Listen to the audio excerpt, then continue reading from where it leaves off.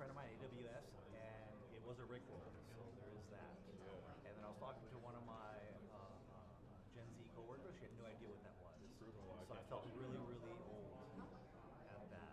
You know how many people just willingly just, oh, that's a QR code to scan? That takes your mind. The orange ones I have to work on a bit. The black ones scan easier. It's a vector, man. Yeah, it is. You turn your Bluetooth off today? Do you do that? What's that? Did either of you take off your Bluetooth while you're I tell you, I probably should have turned these things on the airplane mode. I only say that because at one of the conferences in Houston, they did a demo where people with Bluetooth on and sent you a message. It wasn't malicious. It was just like, Oh, you should turn your Wi-Fi off too. smishing. The pineapple. And all that fun stuff. It wasn't like airdrop. It was like Bluetooth on. They found a way to smish you. Again, these are some low-layer protocol manipulations, and not necessarily exploits. It's just how the protocol is designed to work. As we saw with the J4, nothing special. All right, guys, we're going to get started. I have some unfortunate news, but we have, so unfortunately, you see on your agenda, we had a guest speaker come out, but he's not here, unfortunately. He was not able to make it. So we figured we're going to somehow figure this out. So I wanted to just play a special video and do something else for you guys. All right, so hopefully, you good? Yeah. Cybercrime is hitting U.S. hospitals. Cybercrime is a constantly evolving threat. Build web apps just to an extent where I could hack together a few systems. U.S. economy, $7.5 billion last year alone. External network pen test, $65.99. A notorious foreign hacking operation has been hacked. Hector Monsegur is a former hacker behind the anonymous Lulz hacking collective.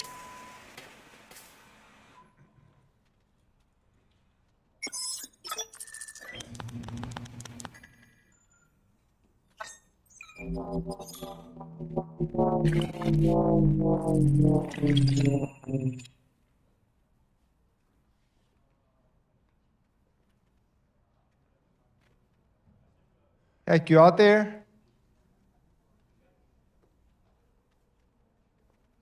Maybe not.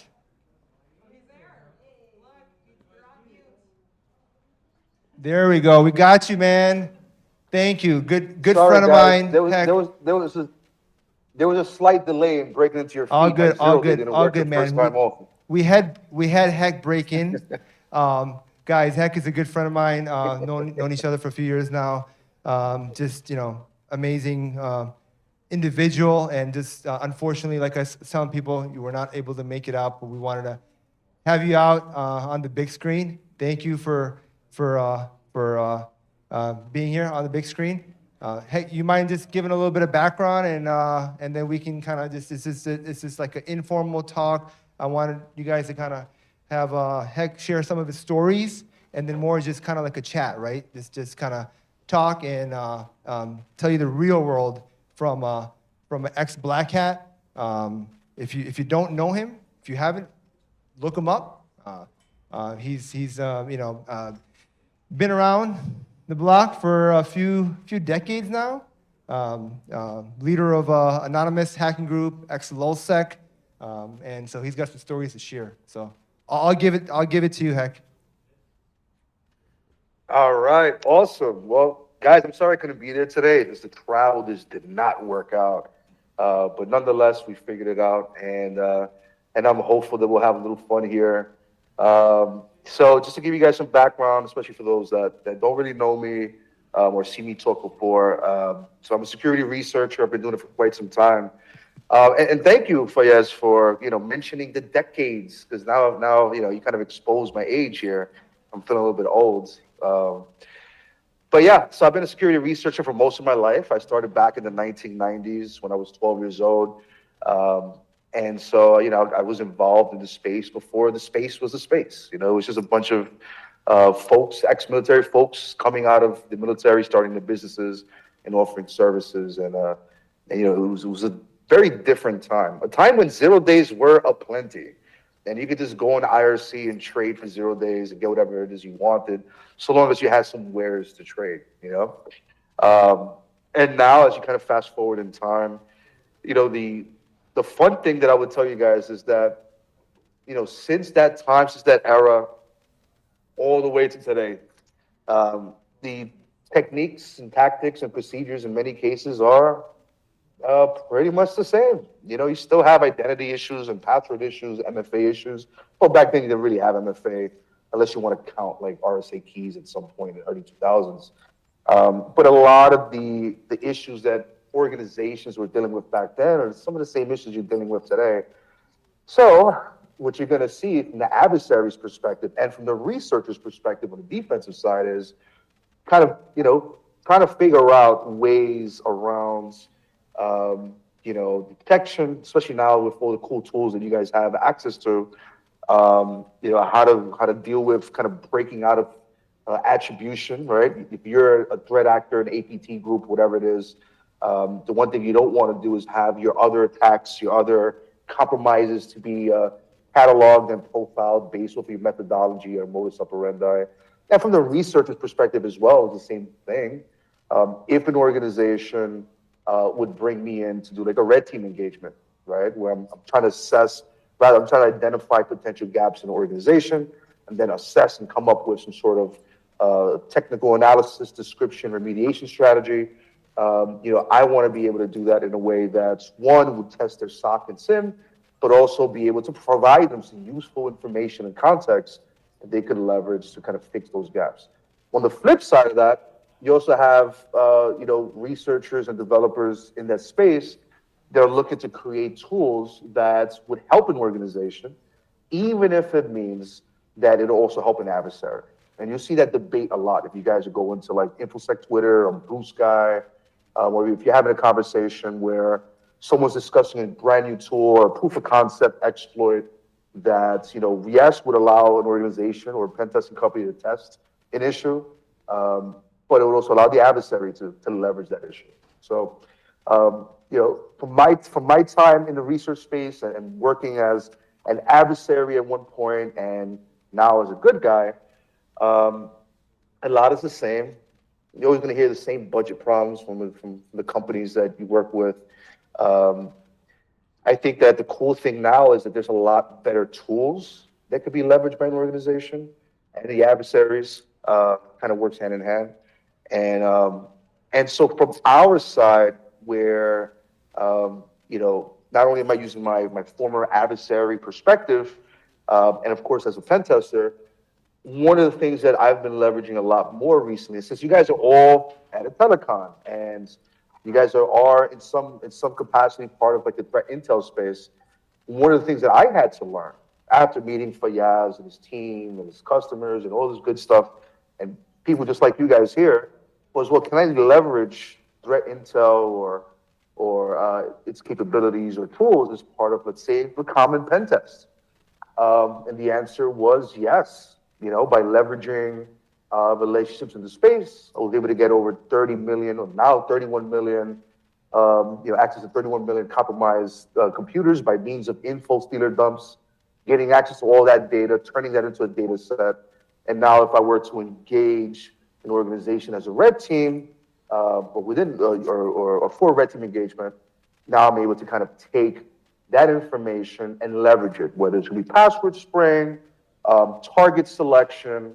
Remember, when an info stealer, and we'll kind of go into demystifying that for those of you that don't know what that is, you know, reconnaissance and target profiling, which is really cool from that data set, credential stuffing, and, you know, as credentials are being extracted from potential victims within an organization, you're looking at the kind of passwords they may be using, and assuming that they're doing some sort of password reusing.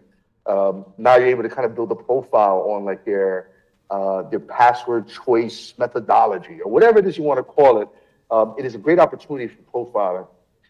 Assuming that password spraying works with the credentials that you've identified against a service that may not have MFA enabled for their customer's organization, or assuming that a customer does not have a solid MFA policy across all of the services, now you're getting into potential privilege escalation. You can even simulate social engineering based off of the data set that you have when it comes to like info stealer dumps. Oh, and by the way, for those of you that don't know what it is, info stealer dumps are pretty simple and straightforward pieces of malware that, for the most part, at least from the stuff that I've seen, pretty rudimentary, very simple, elementary, very not quite complex.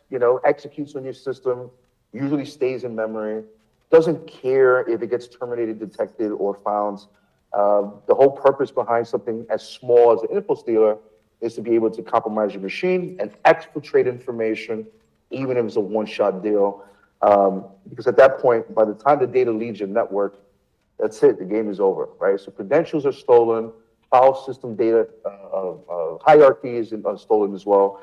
You're looking at cookies, and cookies can be extremely useful, especially when an organization is using services where a change in browsers or IP addresses or anything like that is not really going to raise any alarms.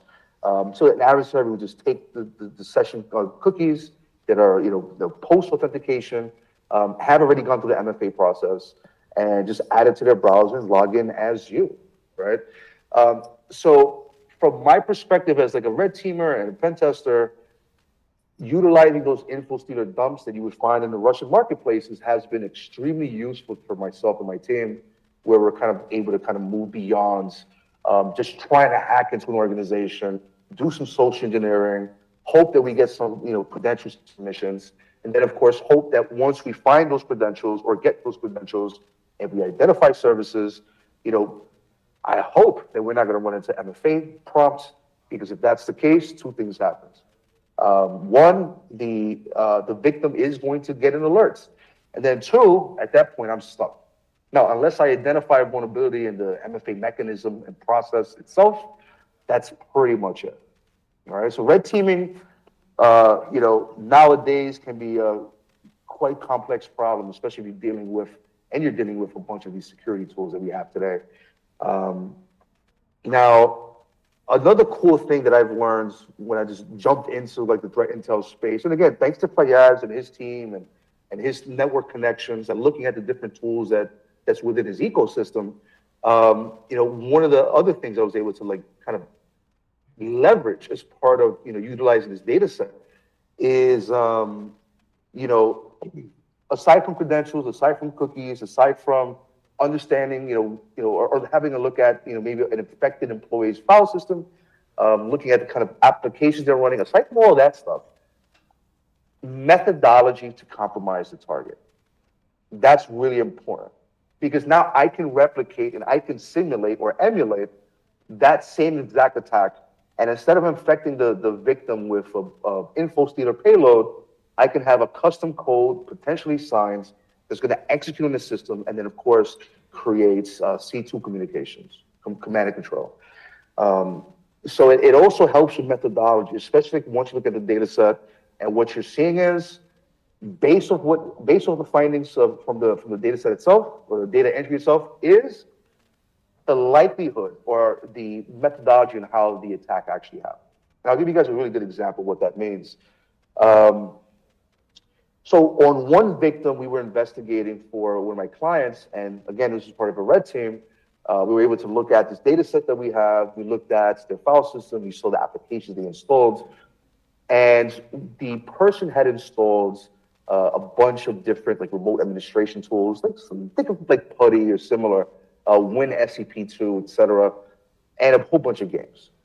So from our perspective, yes, we had credentials already, but what if we want to get inside the corporate network and just kind of avoid having to deal with, trying to transfer cookies around on browsers and have to deal with MFA, especially if there's like a VPN service that we want to log into. So in our case, we took that information and we created two campaigns targeting that victim. One campaign was, geared towards some of the games that they have installed on the computer, and the second one was on Linux administration tools. Can we create a malvertisement campaign using PuTTY as an example, and then reach out to them via email or some other way, some other means, and try to get them to re-download the PuTTY binary. Just to give you guys some perspective on how we're leveraging threat intel, very different than what you guys are doing with threat intelligence, but it's been fun. Now, from my perspective as a researcher and someone that, at one point was an adversary, I would say one key point I want to highlight, and that is that, regardless of the tools that have been purchased, installed, deployed, and this is what I'm seeing from Fortune 100 companies and big enterprises and all the way down to small businesses, a common issue that we're seeing is organizations, if they have the budget, will purchase a bunch of different solutions, right? They'll buy Nessus and Rapid7, which is redundant, and then they'll buy, some product X and another product Y that are probably redundant as well. They'll install, deploy, and run these systems or appliances or applications, and then they're doing like zero fine-tuning. So zero configuration, zero fine-tuning, maybe some basic tuning just to get the product running on the systems. But that allows us, from the researcher's perspective, to identify potential gaps. Good example would be, I don't want to put out any software names out there and upset anybody, but there was one product that had like a default rotation policy for its logs. And the default rotation policy was like 90 days or 120 days, whatever it was. So our proof of concept, since we had a long-term contract with the client, was, we're going to do an initial entry on day one, and then we're going to wait out those X amount of days for the default rotation policy, and then re-enter and see if our logs would be useful to the organization. They would see the second entry, but that first entry would probably be rotated at that point, in most cases destroyed. So leveraging that, and having an understanding of different security tools and products that are out there, we spend a lot of time targeting organizations with our client base that, kind of have that problem. And I think that you guys, as you're dealing with clients, or if you're running your own business, you're probably sitting there thinking, wow, I did purchase X, Y, and Z products. I did deploy them. I didn't even know if they're working. I don't think I've ever validated them. And, what does that mean for us? Well, it means that you probably, wasted some of your budget for this year or for the last couple of years, depending on how long you've had the products. But two, what are your defaults? Are there any login rotation policies that could be affecting you? And have any adversaries have compromised you? Now, the reason why Fayaz would bring me on to a call like this, and I know it's very small, quick half an hour, so we're trying to wrap this up for you guys, trying to make it fun for you guys, is that, I was a former bad guy, an adversary. Again, starting in the 90s, I got into hacktivism in the late 90s. And then, of course, I would dedicate my time to looking for misconfigurations. So the one thing that I don't really tell folks, and I think this was documented by the FBI in my indictment, is that I had a certain methodology. I had a certain modus operandi, rather, where I would focus, and this might ring a bell because I just told you guys, what I do when I'm dealing with the organization with other security products. What I would do is I would try to replicate my target environment, install Apache server, install PHP module, install whatever it is that they were running. I would try to replicate their backend database, and then I would try to set up whatever tools or whatever products they're running. If it's a web server, if it's something else, then obviously that's out of the realm or out of the scope. And then my goal was to identify misconfigurations in their setup by playing around and screwing with my setup. And you know what? Believe it or not, that was actually quite effective in those days. We're talking about the 90s, 2000s, mid 2000s, all the way up to 2011 when I finally was arrested. Now not so much, because now you have one-click deployments, and so you would need to identify a potential gap or misconfiguration as one-click deployments.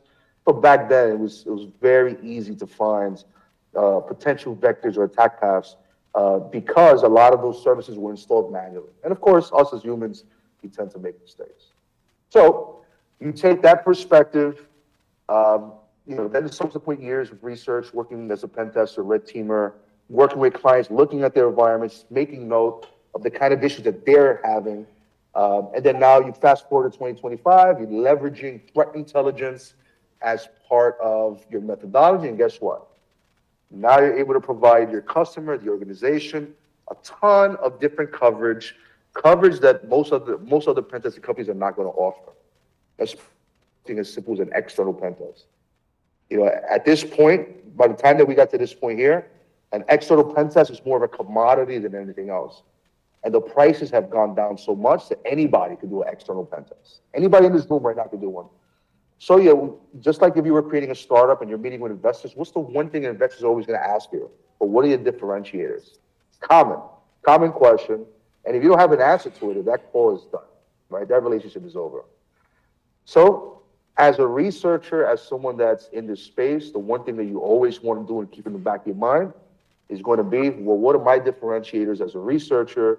And if I'm on the defense side, if I'm on the security team, what are my differentiators? What is it that we're looking at or not looking at that we can leverage? And what tools do we have installed that can be leveraged by an adversary? And what's the worst case scenario? You always want to have like a little tabletop exercise with yourself and your team, obviously. And even your vendors, if you want to bring some of your vendors into the conversation. And what you're going to learn is, you know what? Getting hacked is a high probability. You know, unfortunately, it's part of our day-to-day life. We're going to have to deal with, assuming a breach. I personally live by, an assume the breach scenario always for everything that I do. My phones, I'm walking around with 4 phones, and I always try to separate them between business and then pleasure and then everything else in between. So if this one gets hacked and compromised, well, hopefully they don't hit the iPhone. If they hit the iPhone and my Android, then I'm in a bad spot. You know what I mean? Maybe I go back to pen and paper, maybe tape drives for storing my data. I'm sure some of you guys are doing that right now. But anyways, so as my half an hour is kind of wrapping up in the next few minutes, the one thing that, I would love to have with you guys, again, I wish I was there with you. Unfortunately, it just didn't work out. But if you guys have any questions in particular or specific to, what it is that I discussed today, within this short time, if you're curious about the red team side, the offensive side, the research side, or how we're leveraging threat intel for that kind of work, I'm all for it. Just please ask away. Don't be shy. And if not, I'll start, breakdancing and doing some rap battles for you guys if you want the next 10 minutes. Oh, yeah. Anyone got anything Well, yeah. back? Any questions, you guys? Anything you want to know? Yeah, here you go. I could tell you stories about how I hacked into a corporate network. We got one, Heck. Hold on. We got one. Yeah, hold on. All right. See you guy in the back with a nice question. Let's do it. Question, in your day-to-day, what does your day-to-day look like now, right? So you're on the research side, right? And you kind of talked about, your past and those experiences, and I would imagine those perspectives, right? Like, of course, the research side is informed by your past experiences, but can you kind of talk about what your day-to-day looks like now and how those experiences inform your research now? Yeah, no, I mean, that is a great question. So my day-to-day, it all depends on the day, obviously. So it's all, I would say my time is split between a whole bunch of different things. I do manage a team. I've built out a team with my good friends there. One of my guys is there today with you guys. I wake up, we do a quick briefing on what's going on, what's happening. If I have to travel for presentations, I have to travel to meet some clients, or if I'm doing a physical red team, or I'm, have to do something with, I have a feature film coming out, so I have to meet with producers, and that's kind of, part of that on my day-to-day. On the research side, when I have the time to sit down, what am I looking at? Well, every morning at 4 in the morning, I am looking at CVEs, the latest proof of concepts on GitHub. I'm looking to see what adversaries are doing. So I'm always looking at threat intel reports, incident reports. It's a constant struggle and battle against obsolescence, right? So I'm always learning. I'm always reading. I'm always talking to researchers. I know you guys had John Athouse today, I think, right? Great guy. He's right there. There you go. Right here. He's waving. He's waving. He's still here listening to you. Hey. So so I'll sit with people like John and I'll listen to what he's doing. I'll share what I'm doing. So a lot of my time is just reading, learning, looking at new capabilities, new tools, and then of course developing my own, right? Because I'm always running into problems. Everybody in that room is always seeing problems. The one thing you want to do is try to develop solutions, especially if solutions do not exist or they're not doing exactly what it is you're doing. Now, aside from that, aside from the constant learning and meeting people and presentations and X, Y, and Z and all that crazy stuff, and the travel sucks. The next thing is going to be these services, right? So obviously I have to pay the bills, right? So I'm doing either pen testing or red teaming. I think next week we're starting a purple team engage. We work with a client to kind of identify some gaps in their SOC response. That's exactly what they hired us for. They invested a whole bunch of money in their SOC. They want to see where the gaps are. They bought a bunch of honeypots that they've never gotten an alert for. So like, does that work? And so what I do in my day-to-day is I am leveraging all the knowledge, not only from my past, but the knowledge that I gained today into that, right? So getting those engagements done, being able to provide my customers with like actual context and perspective. Though the one thing I don't want to do is do a red team job or a pen test, and I'm giving them a report of like 50 vulnerabilities or 100 vulnerabilities, and I'm like, all right, cool, good luck, take care, thank you for the job, right? No, because I actually want to help them solve those problems. So that's my day-to-day. I hope I answered your question. Hey, Heck, I'm gonna. Oh, all right, fine. I was gonna be selfish and ask a question, but there's others here. Yeah, don't be selfish. Come on. Hi there, my name is Chase, and my question is, when you first started with Anonymous, was your original intent, did your original intention remain the same throughout this journey, or did it morph over time? Like, and if so, how was that journey exactly? Yeah, so specific to Anonymous, my intentions were not good, actually. My intentions were to go to Anonymous, social engineer my way into the top, and identify the hackers and hack the hackers, because I wanted to see what kind of 0 days I had access to. I come from a different era. My era wasn't, my era was hackers hacking hackers, rather than hackers hacking hospitals. So we would break into another hacker system or server, and exfiltrate their 0 days and their research. And that's what I was looking for when I joined Anonymous. I was curious. And you know what I learned? They had 500,000 people in IRC, and maybe a handful were actual hackers. And one of them became a good friend of mine, Ryan Ackroyd, or Kayla. You may know her as Kayla. And then the other 4 were from like Romania, Croatia, and Estonia. They were Eastern European. And they were curious too. They were in my exact position. So I became friends with them, and us 5, we did a lot of hacking in the background, and eventually we created LulzSec, and LulzSec was made up of 2 hackers, myself and Kayla, and then 4 people that were just kind of lingerers, and that's that. So I initially joined Anonymous to identify the other hackers and hack them, but then I saw that they had some good causes good causes. Let me tell you something. I've matured so much since then, because back then, even though I was in my 20s, I was extremely naive. I thought that I was doing the right thing, when in reality, I was just being another criminal. Hacktivism is cool when it works, and it's terrible when it doesn't. So I hope I answered your question. My intentions definitely changed as soon as I met up with Kayla. Thank you. So I'm gonna. Yes, sir. Oh, there's a question to your left. It's a gentleman with the red shirt. He's had up like. Hi there. I'm sorry, buddy. I know you had.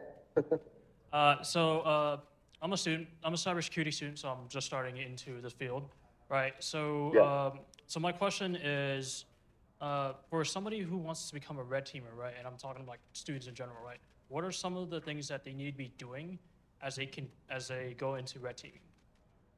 Like start their journey. As a student, that's like a student as someone at entry level, you want to get into the space. Yeah. That's right. Yeah. Well, here's the problem. I'm gonna lay out a problem for you, my boy, and that is that this market sucks.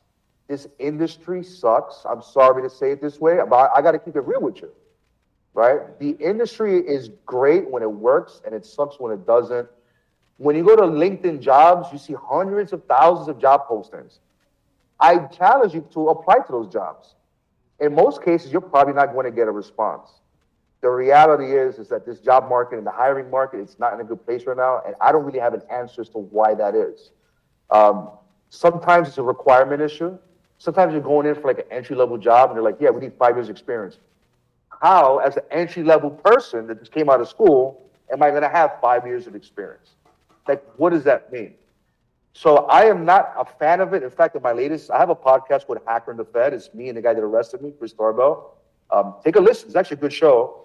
And in this week's episode, literally coming out tomorrow morning, I have an entire rant about the job market and cybersecurity market. So I hope that helps you. But here's the good news.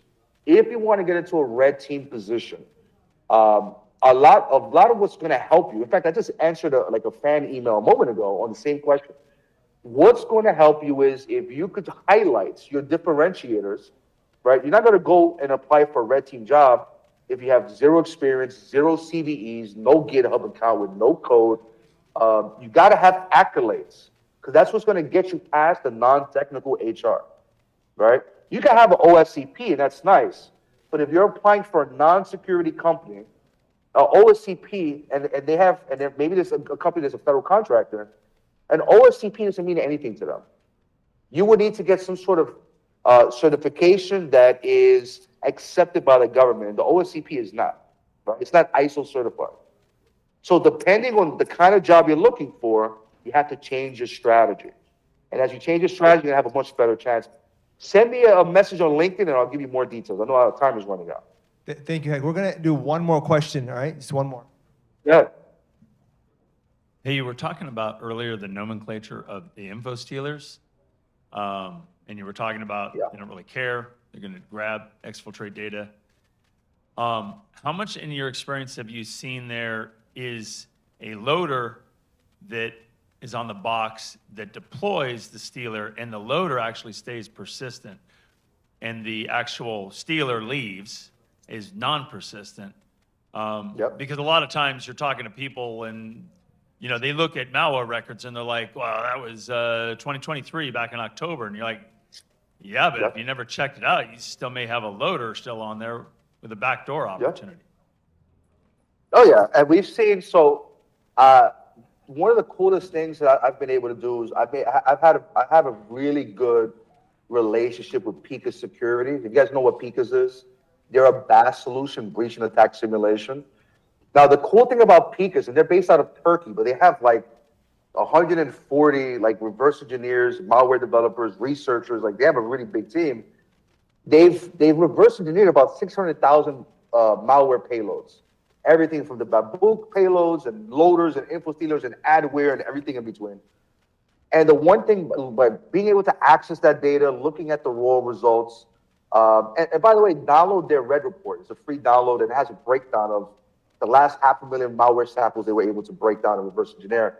What you're going to see, my friend, in Red is that, yes, you're going to have a malware payload that might be a loader, and then it has a modular component system, which could include an info stealer, or it could include a C2 communications transport, whatever, right? It might be a Cobalt Strike module. So yes, those definitely exist.